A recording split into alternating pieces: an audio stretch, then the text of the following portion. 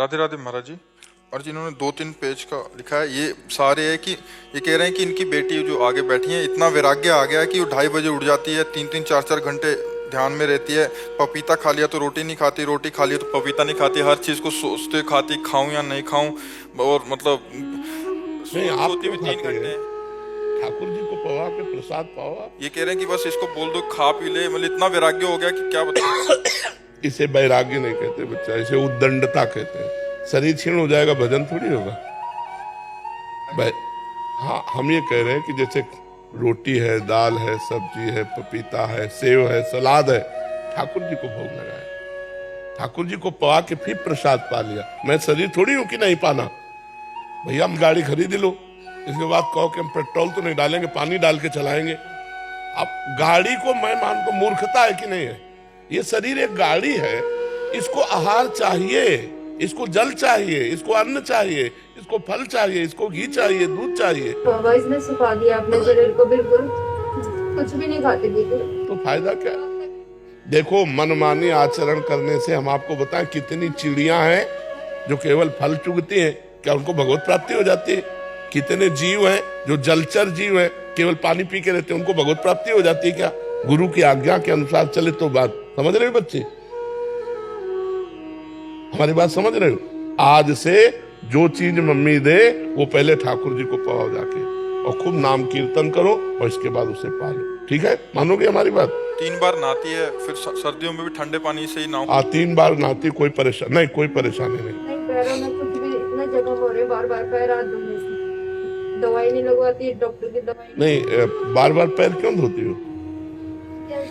ऐसे जाते हैं हाँ, लघु शंका सोच, तो अब हर बार थोड़ी लघु शंका सोचो यार, 100-200 बार। 2 मिनट में धोती है ये। नहीं। पैर में जख्म हो रहे, दवाई नहीं लगाती। देखो, जहां जख्म लगे वहां तो दवा लगा लो, और पैरों को जब लघु शंका गई ना, तो ऐसे बूंद ले पानी के और ऐसे छींट मार दिया। ठीक है?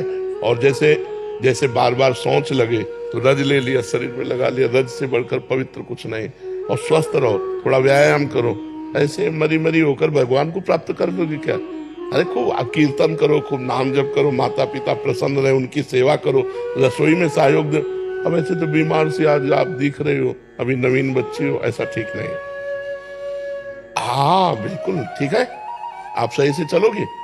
हाँ ठीक है, अच्छे से चलो। अब आप ऐसा मनमानी आचरण मत करना। सोती नहीं है, सुबह रात की 2 बजे की उठी हुई, रात को 10-11 बजे सोई थी। मैं कहती बेटा लेट जा, थोड़ा कमर सीधी कर ले। तो उस समय क्या करते हो? नाम जप करते हो?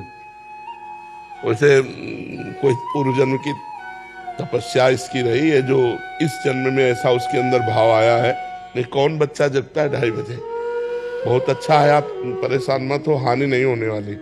जो भगवान के आश्रित तो भगवान का नाम जप करने वाला, उससे हानि नहीं होती। ये जो भी करेगी तुम्हारा और तुम्हारे कुल का मंगल करेगी। ये गलत आचरण की तरफ हो तो ज्यादा जोर दे। आप पहले भोजन सुधार कर लो, और जगने को तो आप ऐसा मत सोचिए। अगर 3 घंटे का अभ्यास कर लिया जाए सोने में तो हो चल जाएगा पूरा। कितनी देर सोती हो आप? 3, अभी तो 4 घंटे का नियम लिया है सोने का? हाँ ठीक है, चल जाएगा, उससे चल जाएगा। हम लोग 1 बजे रात्रि के जगते हैं। ये बाबा, ये अभी बोल रही है, नहीं तो ये बस पता नहीं सोती भी है कि नहीं। जब मैं हाथ रखती कभी मेरा हाथ मत रखो। तो आप चिंता मत करो, ठाकुर जी है ना, भगवान भी है, कोई ईश्वर भी है, वो उसके लिए कर रही। बाबा पढ़ाई कैसे करेगी ये? 10th में पढ़ाई में ध्यान नहीं। पढ़ाई नहीं कर रही क्या? नहीं, पढ़ना चाहिए। अब पढ़ोगी नहीं तो फिर कैसे चलेगा?